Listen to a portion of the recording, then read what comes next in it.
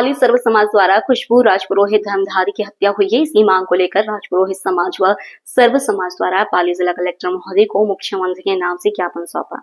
रणवीर सिंह धर्मधारी पाली ने बताया कि हमारी बहन खुशबू राजपुरोहित पुत्री गंगा सिंह धर्मधारी, जिसकी शादी आज से 11 महीने पहले डोली गांव निवासी भूम सिंह पुत्र नारायण सिंह से हुई थी। आरोपी भूम सिंह हनुमानगढ़ जिले के रावतसर में मिठाई की दुकान चलाता है। दिनांक 16 जून 2025 को दोपहर करीब 3 बजे हमारी बहन को उसके पति आरोपी भूम सिंह अपने परिवार के सदस्यों के साथ मिलकर खुशबू को बेरहमी से मारकर पीटते हुए उसकी हत्या करता है। मैं बाद में उसे फांसी पर लटका देता है। खुशबू के हाथ पर, आंखों पर, पेट पर, मुंह पर, शरीर के हर जगह पर अलग अलग घाव के निशान है कि खुशबू की हत्या हुई है। उसकी बॉडी के फोटो और वीडियो, शरीर की चोटों के निशान के साथ पूरे फोटो और वीडियो है। आरोपी द्वारा हत्या करके ना तो लड़की के परिवार को सूचना दी और ना ही स्थानीय पुलिस प्रशासन को खुद अकेले आरोपी बॉडी को लेकर डोली गांव पहुंचा, जहां पर लड़की के परिवार पर दबाव बनाते हुए आनन फानन में और जल्दबाजी में बिना पोस्टमार्टम बॉडी का अंतिम संस्कार किया और लड़की के पिता को धमकी दी कि आपकी दूसरी बच्ची भी यहां पर आती है, इसका भी यही हाल होगा। लड़की का पिता एक गरीब मजदूर व्यक्ति है जो धर्मधारी गांव में गाजण माता मंदिर पर किराए का ढाबा है, वहां पर प्रसाद बेचते हैं। आरोप है कि बच्ची की हत्या हुई है। ये हनुमानगढ़ के रावतसर में रहते थे, वहाँ इनका काम था। वहाँ से बच्ची का जैसे ही निधन हुआ, उस बच्ची को बिना किसी को सूचित किए, न तो उनके पियर पक्ष को, न ही उसके गांव वालों को, किसी को सूचित किए बिना आनन फानन में बच्ची को वहाँ से लाया और यहाँ पे बालोतरा में डोली गांव लाया। लाते ही किसी को भी खबर दिए बिना आनन फानन में उसका अंतिम संस्कार कर दिया। ना तो उसका पोस्टमार्टम हुआ और न ही नज़दीक के थाने में इतला की गई। तो ये सारी देखते हैं तो इस हिसाब से तो यही लग रहा है कि इतनी जल्दबाजी क्या थी, कुछ न कुछ है जो छुपाया जा रहा है। अभी समाज की क्या डिमांड है? रात में समाज की यही डिमांड है कि ये कुकर में जितने भी इस घोर अपराध में शामिल है उनको सजा हो और जो भी दोषी है उनकी तुरंत गिरफ्तारी की जाए। क्या नाम है सर आपका? मेरा नाम अभय सिंह राजपुरोहित जसोल में एक समाज सेवी हूँ। मेरा नाम नरपत सिंह राजपुरोहित है और ये घटना मेरे ननियाल के अंदर हुई है। मेरे मामा की बेटी बहन है खुशबू राजपुरोहित। इस बेटी की 16 तारीख को जो हनुमानगढ़ के पास में राउसर है, वहाँ पर संदिग्ध हालत में मौत हो गई। और मौत भी कैसी हुई, आप सब मीडिया बंधुओं ने देखा है कि खुशबू राजपुरोहित की जो डेथ बॉडी थी उस पर यहाँ आंखों पर और यहाँ पर गले पर और शरीर पर बहुत सारे चोटों के निशान थे।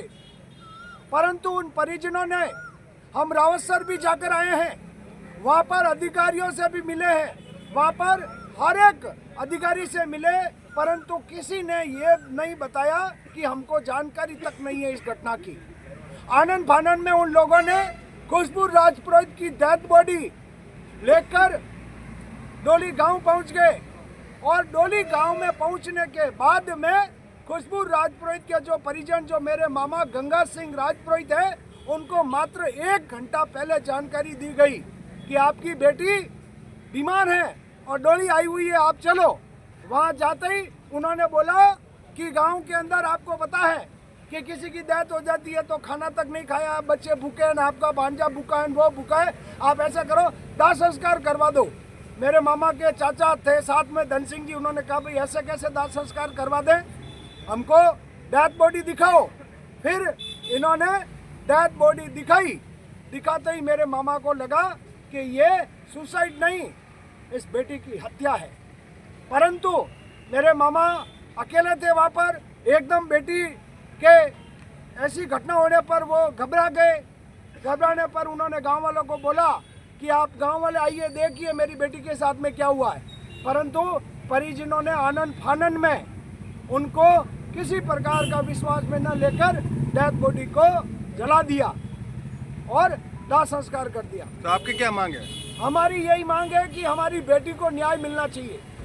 हमारी कोई ऐसी मांग नहीं है कि हम लोग निर्दोष लोगों को फंसाते फिरे। हमारी एक ही मांग है कि दोषी जो है वो बचना नहीं चाहिए और निर्दोष है वो फंसना नहीं चाहिए। और मेरे मामा गंगा सिंह राजपुरोहित जो गाजल माता मंदिर के बाहर एक चाय की दुकान चलाता है, गरीब घर का व्यक्ति है, 5 बेटियों का पिता है और एक बेटा है वो भी 17 साल का है। और 5 बेटियों का पिता होने के नाते वो आदमी दब गया कि पैसे कहाँ से लाएगा, मुकदमा कैसे करवाएगा, खाना केस कचहरी कोर्ट जाना पड़ेगा, इसलिए वो दब गए। परंतु गांव धर्मदारी के युवा वगैरह हम सब एकत्रित होकर एफआईआर दर्ज करवाइए और आज हम कलेक्टर के पास पेश हो रहे हैं और हमारी एक ही मांग है कि इस मामले में एसआईटी की जांच हो और मुख्यमंत्री तक इस घटना की जानकारी होनी चाहिए कि राउतसर में क्या घटा है।